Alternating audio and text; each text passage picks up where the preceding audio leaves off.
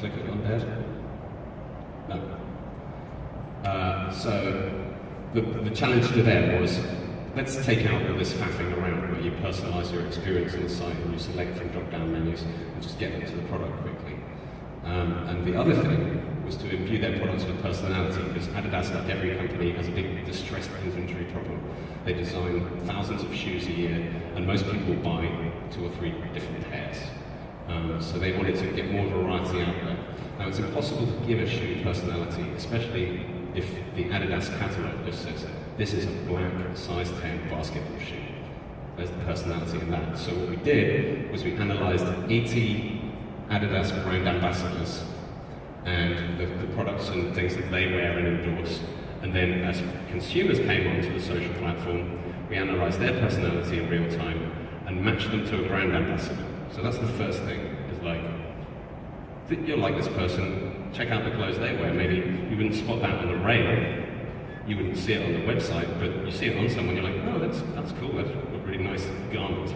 And the second thing we did was we used images from their social feed to do a color palette. So here you see a kind of demo, it's live on Facebook and Instagram, Twitter's coming soon, and you've been matched to an Adidas brand ambassador. They've pulled out some of your basic interests, and then they're going to generate some products that are recommended for you based on the colors in your feed and that person who you've been matched with, but you can also toggle your colors. So it's a pretty impressive way to surface product.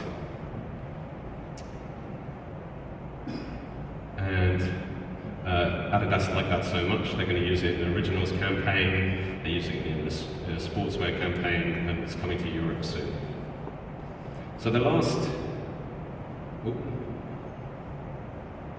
important thing I want to say before I get off is that you've got these 4 intersections: market opportunity, brand opportunity, business objective, user need.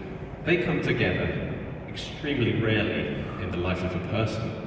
So right now, I'm like, oh crap, I have got to get a new car that can fit 3 baby seats. Damn. So right now, I would love to know from all the car providers out there, what's the space on your back seat like? Can you get 3 baby seats in there? I want to see photos, And I want my peers to tell me, but I would welcome a brand to reach me at that moment. But that is a rare moment. But luckily, there are billions of us.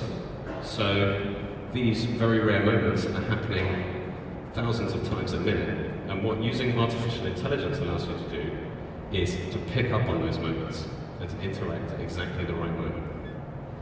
So kind of the last thing I'm going to say is that the acceleration of cognitive into the branding world is unbelievable, and the pace of change on the technology is astonishing. We've scoped 2 projects in the last 18 months, which one was for Reckitt Benckiser and one was for Unilever. They had very different corpuses of data, but roughly the same amount of data that we had to train the systems to understand.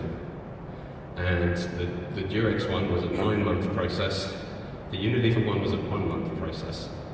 The ease of using this stuff for branding is accelerating massively, and I think that IBM has to take a lot of credit for that, for being very open with the Watson ecosystem, and certainly that has enabled things like their dialogue tool to be by far the best in class. If you're open about this stuff, if you're up for experimenting with it, it's going to eventually affect everything that we do in terms of experience, emotional offering, storytelling, and all of that good stuff. So, I guess that's it from me. I'm going to say thank you very much, and kind of ask you to think about what you would do with this kind of ability to understand every single one of your consumers. So, before I say goodbye, do you guys mind if I take a selfie with you? This is fun for me.